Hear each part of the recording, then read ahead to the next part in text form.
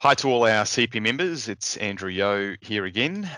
We're doing a session today on practice management. We thought you'd probably all job keep it out. I know lots of people have got great benefit out of all the JobKeeper stuff that we've been circulating, but we thought we'd do a little bit of a change of pace. Obviously, it's been a pretty interesting period of time, to say the least, for us as practice managers. So you running your practice, us running ours. It's been, in addition to trying to help our clients, we've all had to cope with running our own businesses in what is really trying times. And we thought what we'd do is put together a little bit of a webinar that will hopefully assist you in some thought processes as to what we all need to be doing in this time.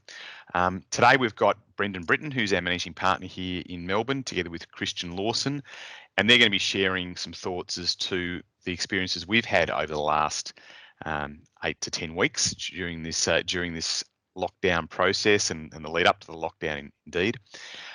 So they've been good enough to join us.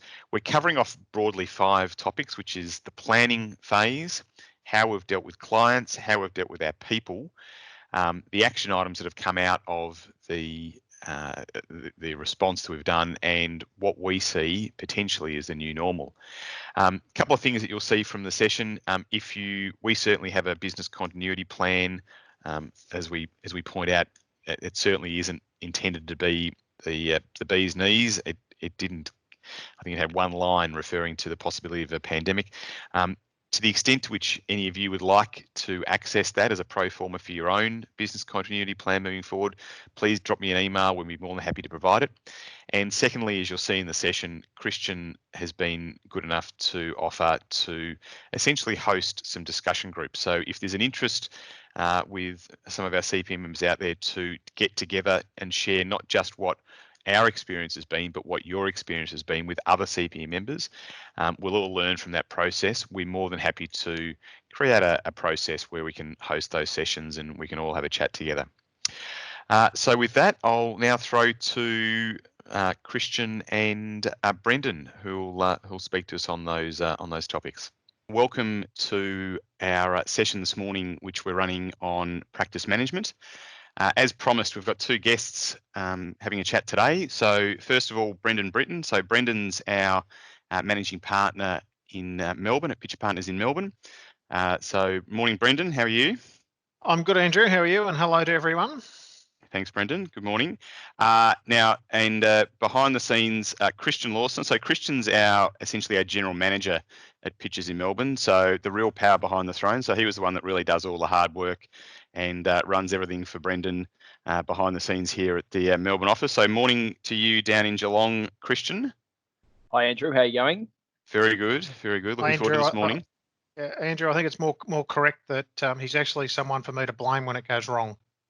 That is the way it works. You need at least one of those in any organisation, or a number in that organisation. Correct.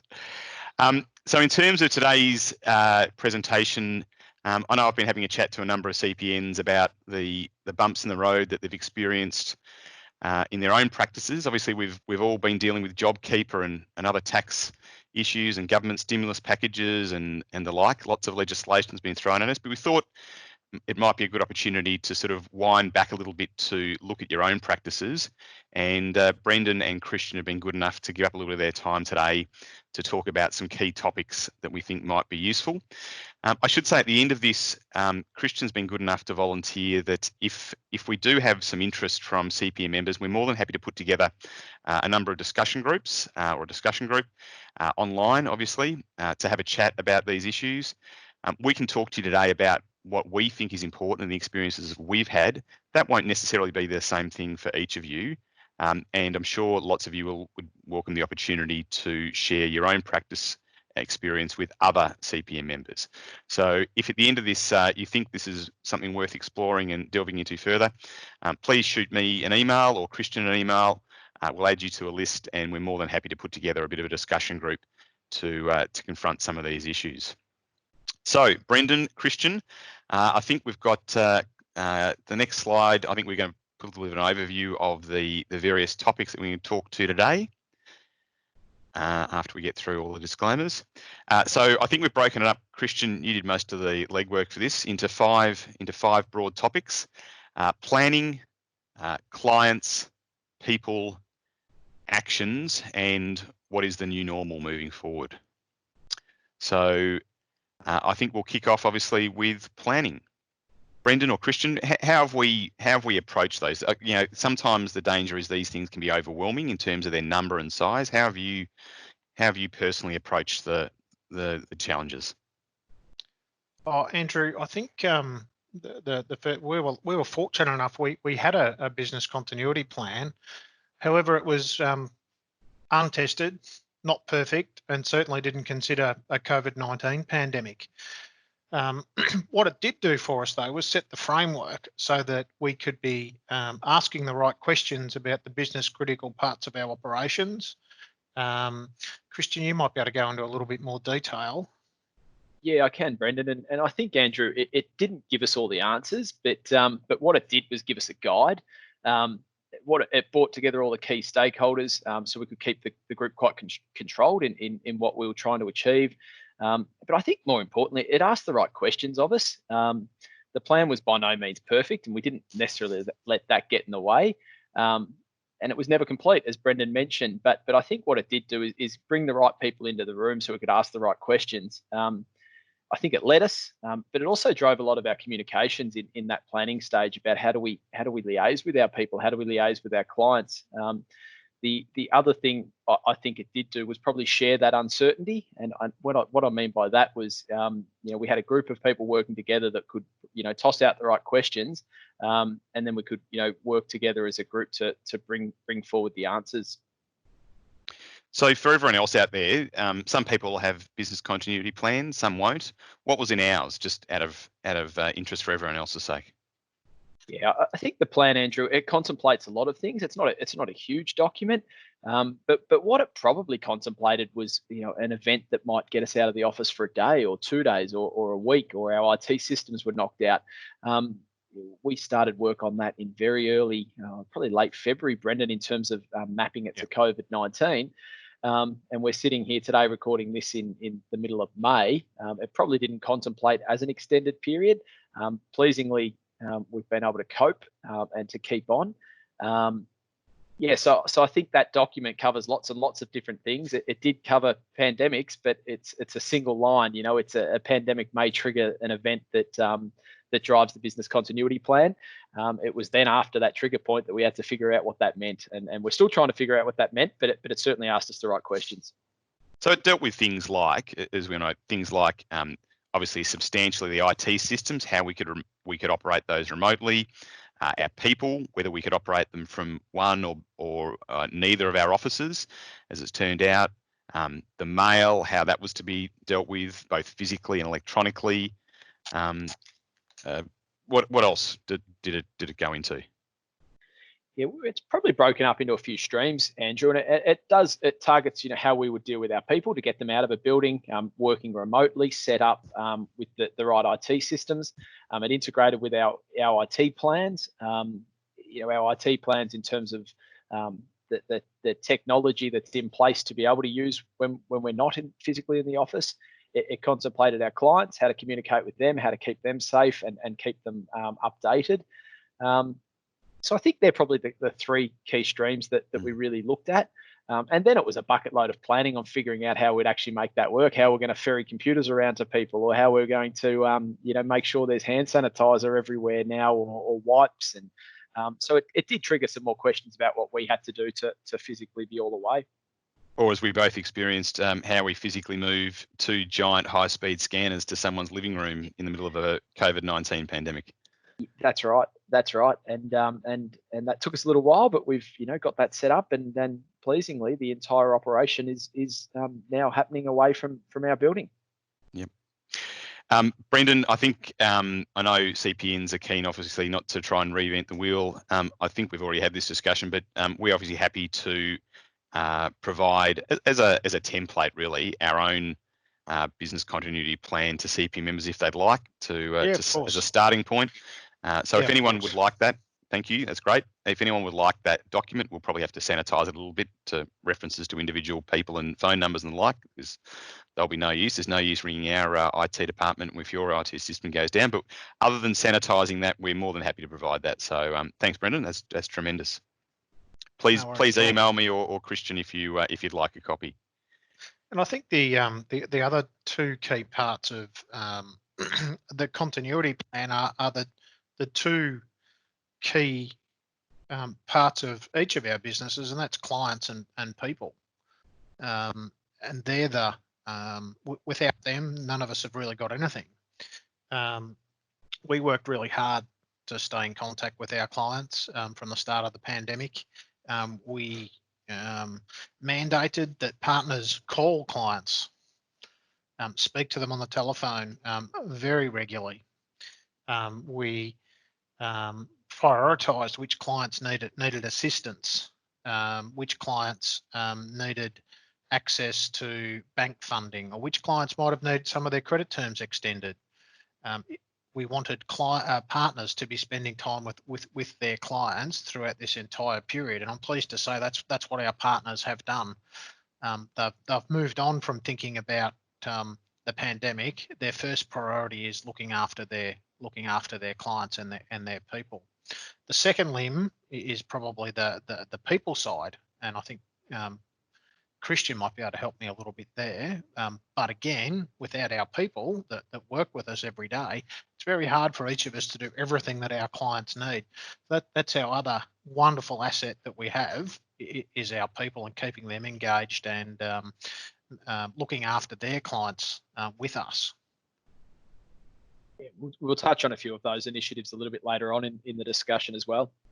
Andrew, I think the only other thing that I'd just like to cover with the planning is the technology piece. A lot of the technology is there, and change has been forced upon us in a way. And I think that uplift of technology acceptance has been really rewarding and beneficial. So again, if there's some discussion groups we'd like to have later, I'd be more than pleased to share the sorts of technology we've used. But pleasingly, most of it's within that Microsoft suite. We've been able to really encourage people to challenge how they work with each other. So the technology uplift over the last 6 weeks has just been phenomenal. And as a change program, to get it through that quick has just been great. So yeah, I think if there's some merit in talking a little bit more about technology at a later date, we'd certainly be happy to do that. It was amazing, wasn't it? How quickly things just got adapted. We'll blame everyone that was aged in their 20s that somehow found a way to absorb everything and pick it up and run with it immediately. But it was seamless, and the technology was there. We just didn't necessarily know it was there, and people just found a way to work their way through it. Like I'm sure everyone else out there listening to this have also found ways through problems. That's right, Andrew. I think one of the how accelerated we were, just having a partners meeting. 48 of us entirely on Teams from all of our homes. It was, and that was in the fourth week of March. That was how quick the uptake by partners was to the use of technology. And I'd venture that probably 85% of the partners had never been on Microsoft Teams before. Yep, indeed. Well, that's a good segue. Brendan, you've touched on clients and people. I think our next slide is indeed clients. So obviously you have a mantra. Ron Pitcher had a mantra when the firm first started back in 1991, which has been the mantra of the firm the whole way through, which is if you put clients first, then everything else will take care of itself. I'm probably stealing your thunder a little bit to what you're going to say, but that's something that sort of overrides our practice in the firm since it started 20 odd years ago. Yeah, well, so I commented before, Andrew, that our people are very important. It's all a moot point if we don't look after our clients. Our clients have to be the centre of everything we do. That doesn't mean our people are less important than our clients. They're equally as important as our clients, because we can't have one without the other. Focusing on what we do best, which is look after our clients, is really important in these times. There's and you will have heard me, and Christian will have heard me as well. So to our partners, there was one reason that each of you were invited to our partnership, and that's because you're absolutely sensational at looking after clients. Don't get distracted on doing other things. Look after your clients in their time of need. Be the person that they remember in 3 years' time that rang them before Easter in 2020, in the middle of the pandemic, to offer help, just to have a chat on the telephone for half an hour. Be the person that they remember. What you'll find by putting your client at the center of everything you do, particularly in these circumstances, thinking of having them front of mind, making that first contact with them via telephone or video link, is that because you're showing that you care, next time they're having a conversation with their one of their suppliers, one of their competitors, someone else in their industry who's whinging that they haven't been able to get in contact with their accountant in these trying times, they'll say, I haven't had any problems. He or she rings me every once a week, every third day. They've done a wonderful job, and your practice will continue to thrive because no doubt, like us, you will have clients who are doing it tough and are looking for reductions in their fees and a more efficient or effective way of doing things, and that helps us continue to grow our practice and attract the wonderful people to work with us. And the other mantra you had, Brendan, which was certainly before COVID-19, during, and it'll be the same after, is the preference to pick up a phone and have a chat to a client rather than send an email. It's not always possible, but where you can, to pick up the phone and have that one-on-one contact. Yeah, it's the personal contact. It's critical. That's what people remember. The telephone call. Pre-COVID, we used to talk about the unsolicited call-in. So leave the office at 3:30, 4 o'clock, and then ring a client in the car and say, hey, I'm just happened to be driving past your office in about half an hour. Have you got time for me to call in and say good day, have a coffee? Things like that, Andrew. That's how relationships are formed. Long-term relationships are formed, and clients know that you care. Most of our clients, I'm sure most of our CPN's clients, are private businesses. They're family owned. They're generally, they become professionally lonely. They don't have a peer in the business because they're the ones who are expected to make all the decisions on everything and have all the answers. To have a peer, like a partner from an accounting firm, to call in and have a chat, have a coffee, and chew the fat, just understand what's going on in the business, is lending that ear is a real weight off their shoulders, because they do become professionally lonely. That personal contact at the moment obviously is unable to occur. The next best thing is the telephone call. If you need to, follow up with an email of what you discussed or what's going to happen. But the telephone call, the video conference is critical. Absolutely critical. Absolutely. And I know, Brendan, a lot of CPNs often ask me sort of about our firm and our clients. You made the point, and it's true. Our client base is probably not dissimilar to most CPN members, right? So we might just have lots more clients, and we're a much bigger firm, but really the essence of our client base is probably very similar to a lot of people that are watching this webinar now. Yep, private and family-owned business. Yeah. The other point you raised, I know, Brendan, which ties into that, which is harnessing those partner hours, harnessing the energy of the partners personally, in addition to the fact that they're usually the central point of contact in the relationship with the client. They're also free hours. I know you always like to remind us they are free hours in a practice, in a model. We don't pay for partner hours. That's just part of our role. It's the way it works. So that's another reason to sort of try and harness that energy, obviously. Yeah, quite right, Andrew. The every dollar of work a partner does for a client goes straight to the bottom line because there's no cost. There's no wage cost. It's the most profitable time that we have as a practice is our partners spending time with their clients and getting paid for that. It's also, going back to that point I made earlier, it's why we all became partners, because we're really good at looking after our clients and doing what's relevant and valuable for them. And certainly the feedback from my partners and me personally is the best days you have are the days that you're spending with your clients, looking after their clients, helping them with their problems, making life better for them. It's it's extraordinarily profitable for our firm, keeping our partner involvement in our clients very, very high. Don't let other people do it for you, because the margin on that is less. I'll speak for myself, but I'm sure every other CPN member out there will be nodding, which is none of us really wanted to become a partner in order to do admin work. Unfortunately, it's reality that sometimes we have to do a little bit of it, but we all prefer the client contact and the and the work with the clients. Yeah, and Andrew, interestingly, I think we've found in particular over these last few years that the coaching and the performance management of the people that we work with can largely happen on the job. And is, in my mind, that's looking after your client, because you're helping someone else grow and develop to look after them as well. So don't consider that admin. Don't consider the performance management, the coaching, the growth of our people as admin. That's really part of looking after your client, and again is most likely right up there at the top of the list as to one of the reasons you became a partner, or were invited to join a partnership, because you were great at both, which ultimately leads to a wonderful outcome for your client.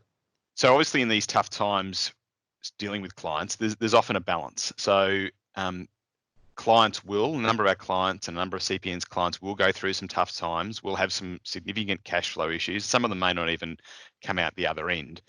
How do we approach balancing the giving the clients some accommodations versus the health of the firm itself?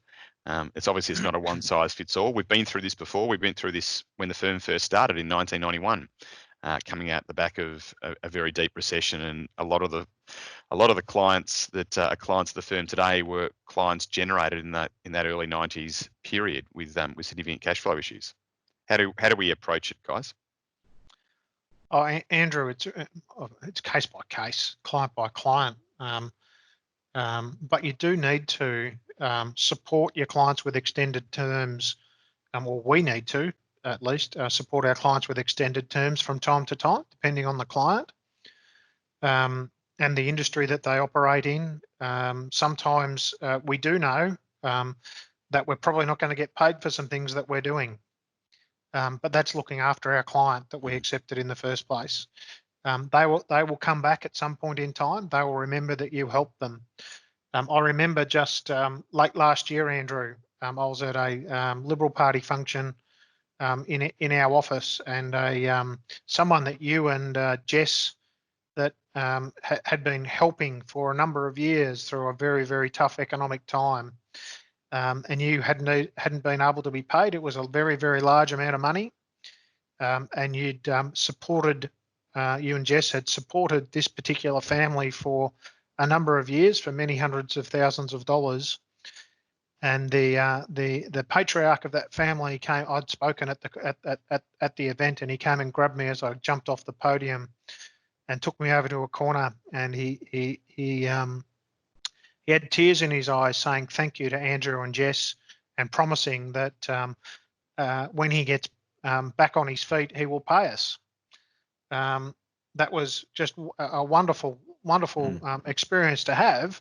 But what's more, he has paid us back.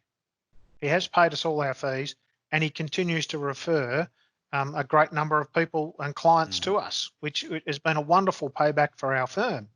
Of course, it comes down to which horse you're going to back. So be close to your client, understand, be very careful not to put your firm at risk in such a significant way that a client can tip you over. With all that being said, and I'll come back to where you started, Andrew, you really have to have been focused on having a bit up your sleeve before heading into a crisis. So you've got to have a very, very healthy firm before heading into a crisis, so that you can make those decisions to support your clients, which will mean you will have a client for life. For life. They're never going anywhere else. They will always remember you as the person who supported them. We at the time, in very early March, when we thought things were going to go a little bit pear-shaped, we fully drew our bank facilities and put them on deposit with another bank. That was money we've always had up our sleeve for the time that the economy turns, which was becoming increasingly likely over this last 18 months or so. So having a healthy firm and the space to be able to support your clients, the financial capacity to support them, is really important, because it will help your firm grow and prosper beyond the crisis. And loyalty builds loyalty, doesn't it? The loyalty sure and does. the faith you show in the client, it will be repaid for years and decades to come. That's right. Not just through their custom, but through their referrals. We'll move forward now to the other pillar, Brendan's two pillars, which is people. So our people are our strength, and our people are where we get all our clients getting serviced. So our people have been through a pretty bumpy road, like a lot of other people out there at all the CPN firms. It's been an interesting environment, to say the least. They've had to deal with a lot of change and a lot of anxiety, probably, like the general community. How have we found it, Kristian? How have you found dealing with our people during this time? Andrew, we put a lot of work into keeping our people engaged, not just in this period, but more broadly. It's a huge part of our strategy, and I touched on it before, but I have heard recently that, and it was a great analogy about COVID-19, that we're all in the same storm and not the same boat. And it's something that stayed with us in some of our planning for this, that everyone's going through new challenges. We've got kids at home that we're working through with schooling. Some will have different challenges in their living arrangements. Others will have elderly parents they're looking after. So we've tried to stay really close with our people, to use that technology. I think we've also tried to be really transparent in what we're doing, what we're trying to achieve, and we don't necessarily always have the answers, but to keep that communication up with our people.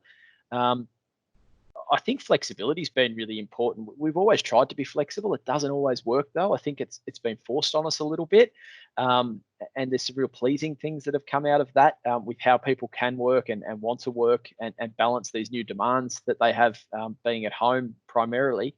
But I think that there's some challenges that come with that as well, around the mental health and wellbeing space.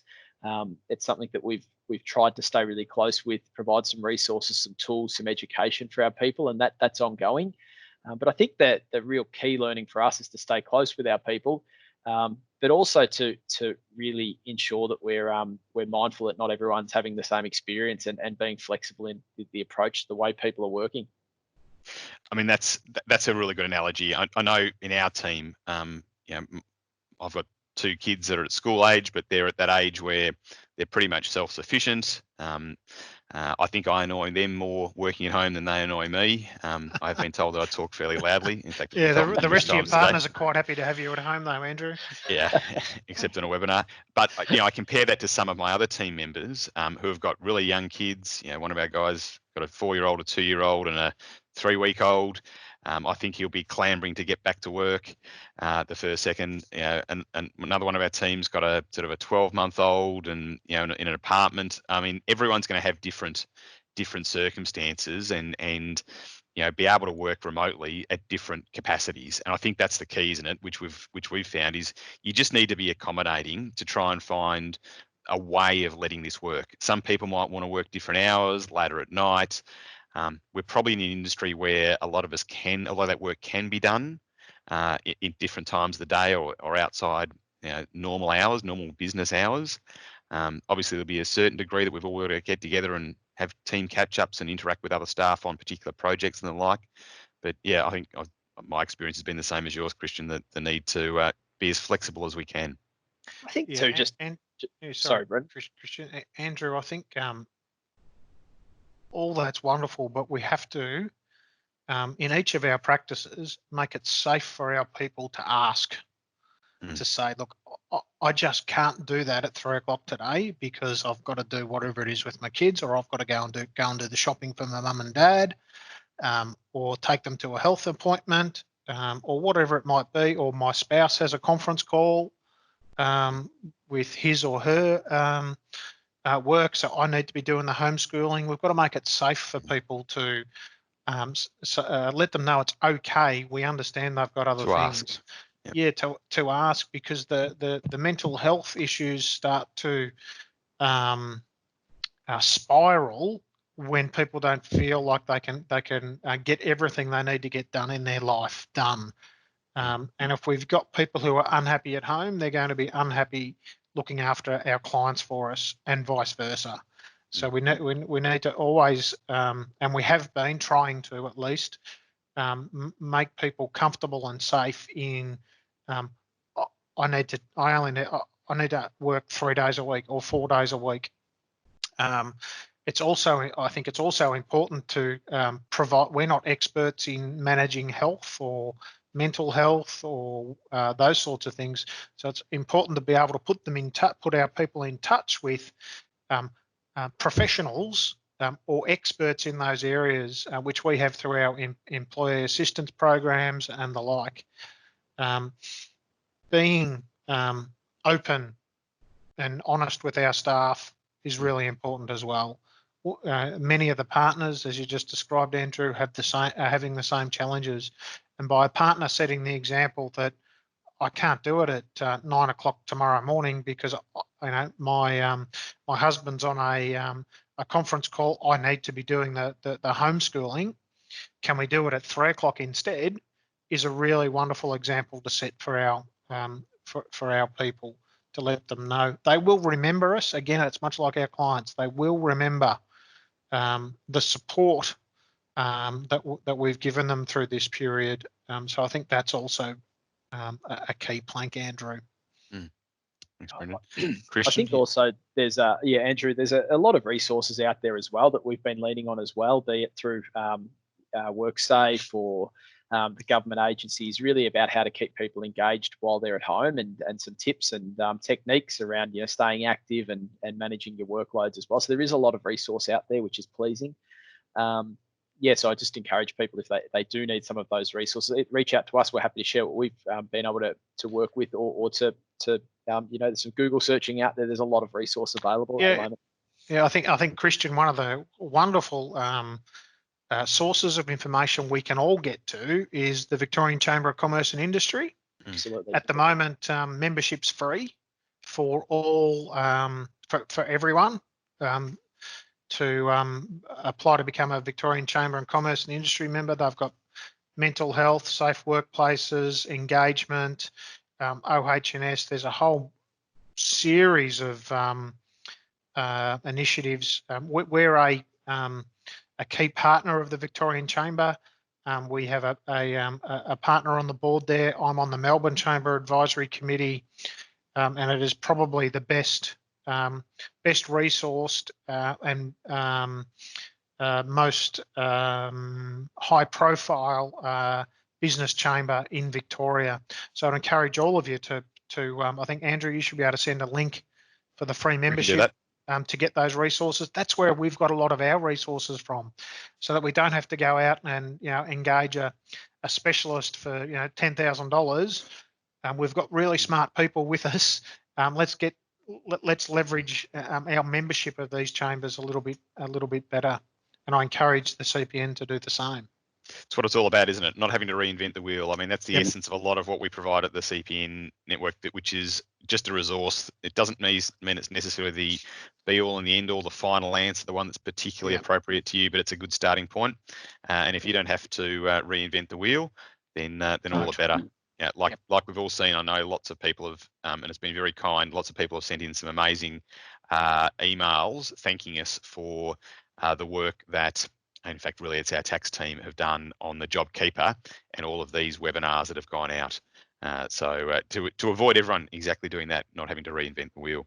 Yep. Now, I know, speaking to over the last 20 or so years that we've had the CPN running, speaking to so many CPN members, particularly the regional members, if we had to look at the balance between the clients and the staff, I think the vast majority of people, of CPN members, aren't looking for new clients. They've got lots of work.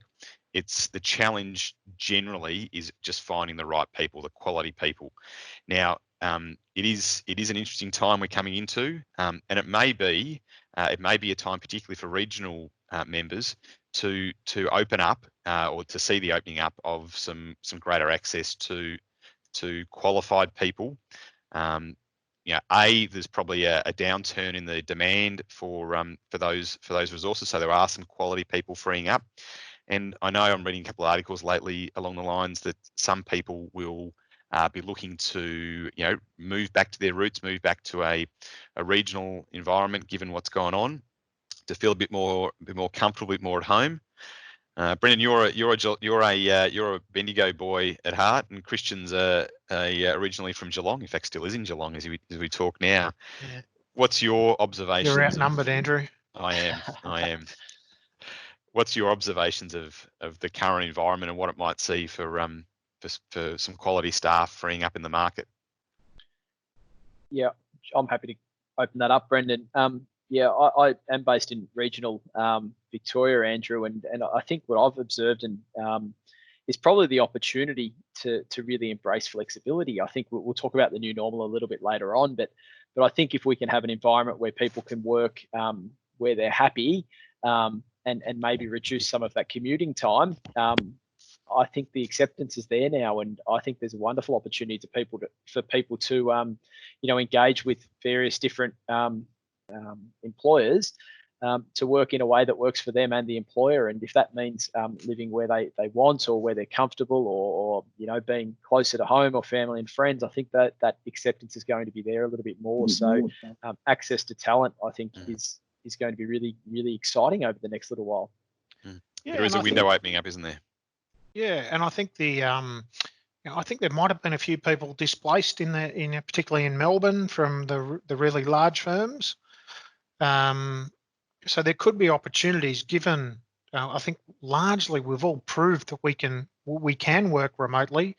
That people might choose to be living in Blackburn in Melbourne, but working remotely for someone in Morwell.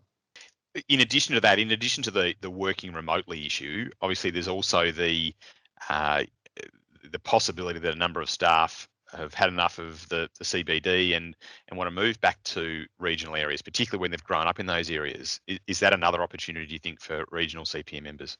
I do, Andrew. I think there will be a bit of a migration out of our cities to our regional centres. From a lifestyle point of view, I don't think any of us, I live 7.5 kilometres from the office, and if I haven't left home by 7 a.m, it'll take me 3/4 an hour to an hour to get to the office to drive. And I've got to say, I'm not missing it. I'm not missing it at all. And I think a lot of people who perhaps haven't made the choice to live as close to the city as I have are experiencing something far worse in terms of a commute. Many of these people, like myself, like Christian, and I can see Claire on the call here as well, have grown up in the country, and it's been a real eye opener for many people who may choose to go back to where they grew up or somewhere similar to where they grew up. I think that could be an opportunity for our CPN members in country Victoria as well. I think I was reading in the newspaper, could have been over the weekend, that on realestate.com, the searches for those whose internet address is a Melbourne postcode or a Sydney postcode, searches of country Victorian and country New South Wales properties has gone up by, I don't know, 200 or 300% over the course of the last 6 weeks, where city people are searching for properties in the regional centres.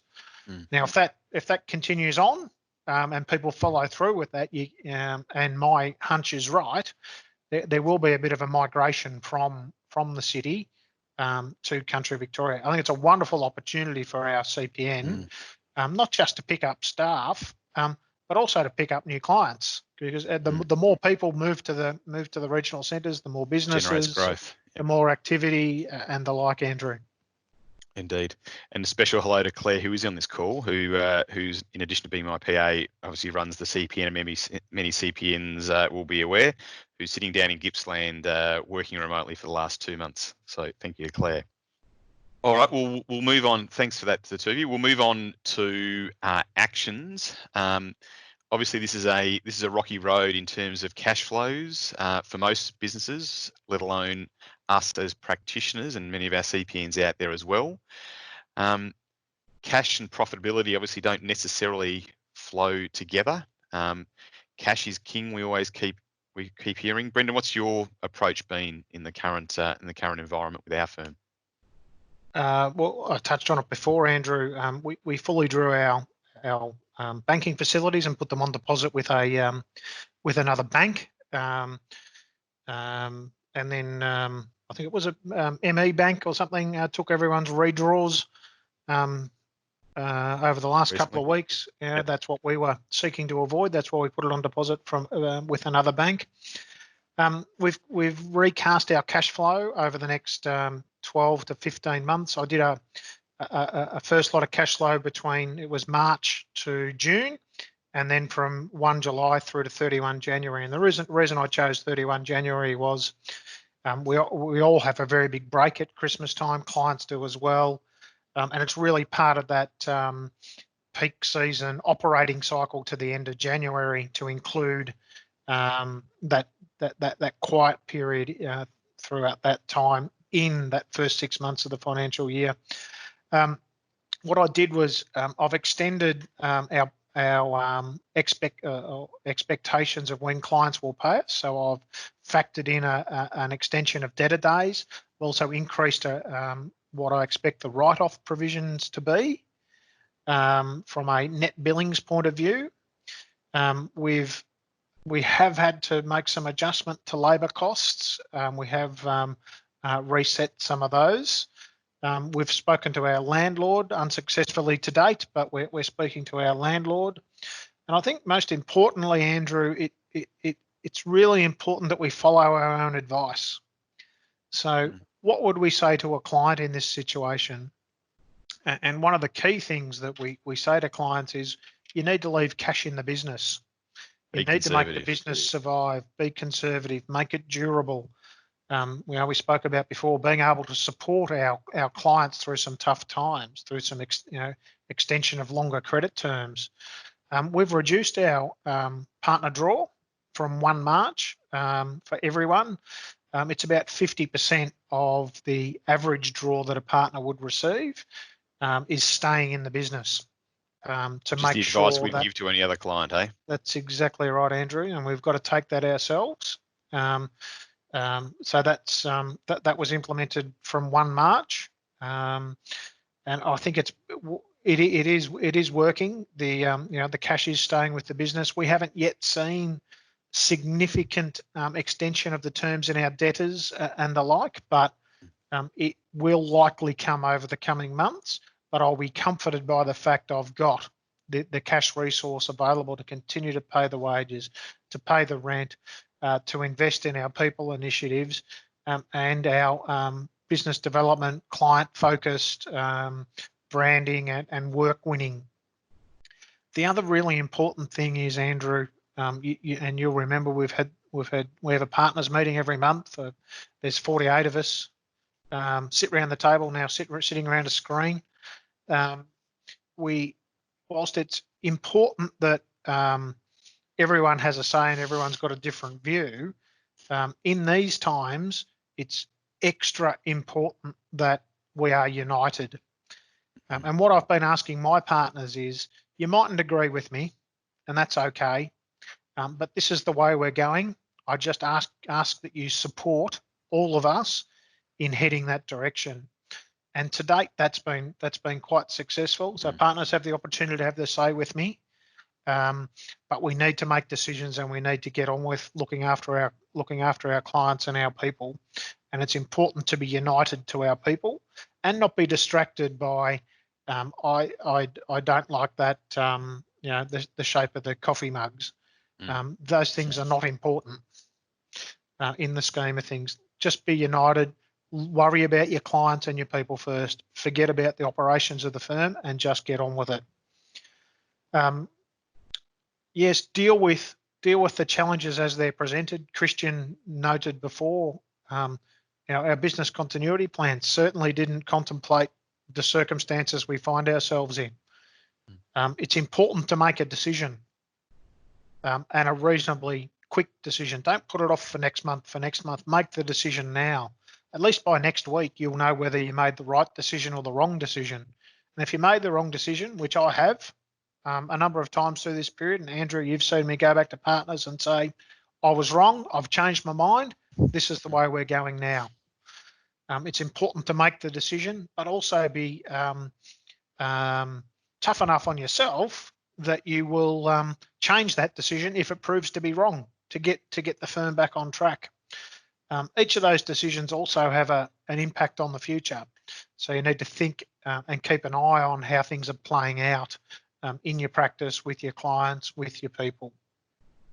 Which is where Kristian comes in, because you need someone to blame for that wrong decision, obviously. Look, I think just extending on what Brendan said, I think dealing with those challenges has been hard, and we've had to do that and do it quite quickly.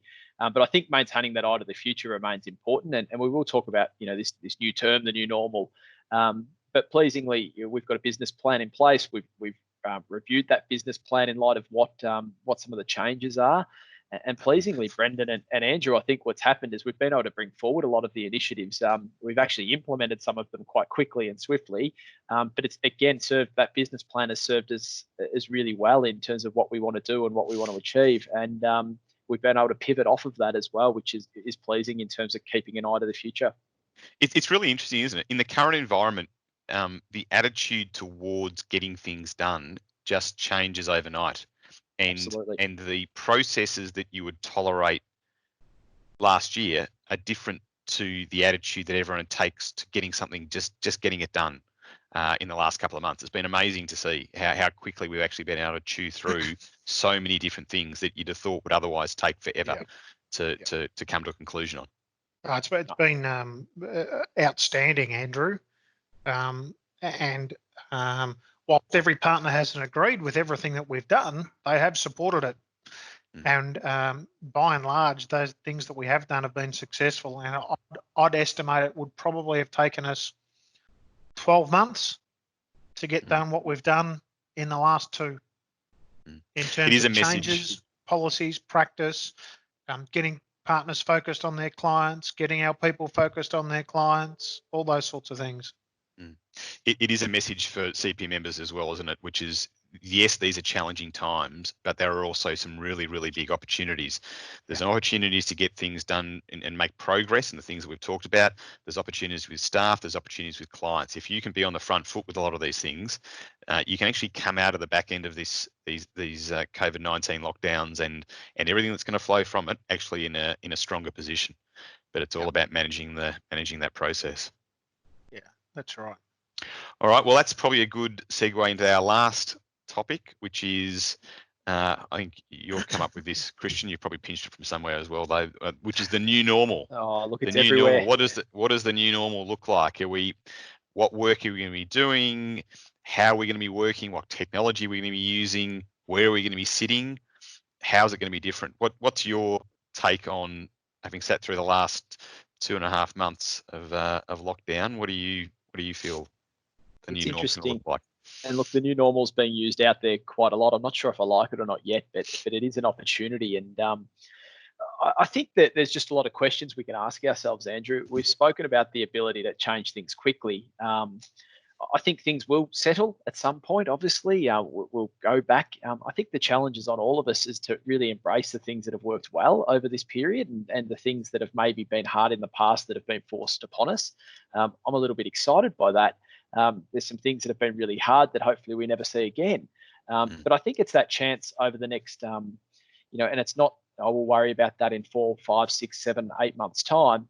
There's a real chance to say, well, what's worked and what can we do about that to reshape our planning? And that's now. And it's not, as I said, longer term. And I think flexibility we've spoken about is a really great opportunity to talk about what that flexibility looks like in the workplace and how we embrace it and use it.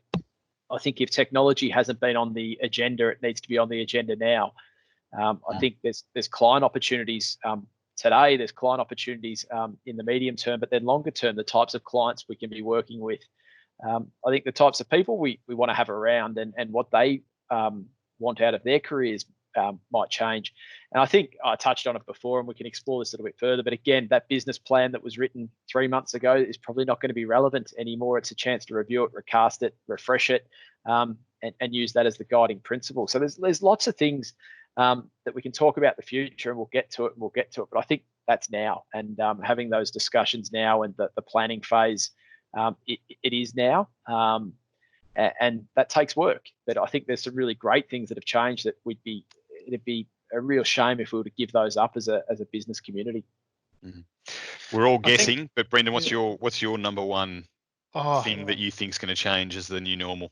Well, Andrew, I'm not focused on the things that are going to change because I don't exactly know with perfect vision as to what, in inverted commas, the new normal might be. What I can tell you, though, is what won't change. What won't change is our clients and our need to focus on them being relevant and valuable to our clients. On the other side of things is being relevant and valuable to our people in the advancement of their careers to help us look after our clients. That's not going to change. Our being relevant and valuable to our clients is not going to change. So whatever we need to do, whatever decisions we need to take, whatever we need to invest in, whatever technology we need to buy, how we want to set up our office, how flexible we want to be, all those decisions in the future have to be made with the lens of being relevant and valuable to our clients and relevant and valuable to our people. And that won't change. And if all your decisions come back to those two things, I think that will hold you in very, very good stead. That's certainly what I am forcing down my partners' throats here. I think it was last Friday. My note was last Friday night or the Friday night before, my weekly note from Brendan. That was exactly what I said to partners. I don't know what the future might hold, but these two things are going to still be the entirety of our practices, clients and people. Yeah, Andrew, I think the other thing that is becoming more prevalent now is, particularly with government announcements, is around what this, return to the office, return to some level of normality through the 3-stage plan. And I just encourage everyone again to go out and look at those resources. Becky, Brendan's mentioned, has some great stuff. Safe Work Australia's got some great checklists just around, keeping your workplace safe and your people safe and your clients safe. There's some wonderful resources out there. So please do lean on them. Well, guys, we might wrap it up. Sort of in closing, just a few reminders. Obviously, firstly, if Becky, if you'd like to join up, we'll send the link on the covering email. So Brendan's suggestion there is that it's free. It's free at the moment. If you'd like to get a copy of our pro forma business continuity plan that we've adopted, please feel free to email me or Kristian. I think we've got Kristian's email coming up on the screen as well as Brendan's. And thirdly, if you would like to join in a discussion group, Kristian's very kindly offered to make himself available for that. So please, again, email me or Kristian, and we'll put together a group. And you can share. We've told you what our experiences are, but we would just as equally be happy to learn from you what your experiences are. And more to the point, CPN members are very generous in their sharing between themselves. I'm sure you'd be happy to share your experiences, what has worked, what hasn't worked, between each of you at some stage. So we're more than happy to coordinate if you wish. Other than that, just in signing off, thank you again, as we always do. Thank you very much to all of our CP members for their ongoing support.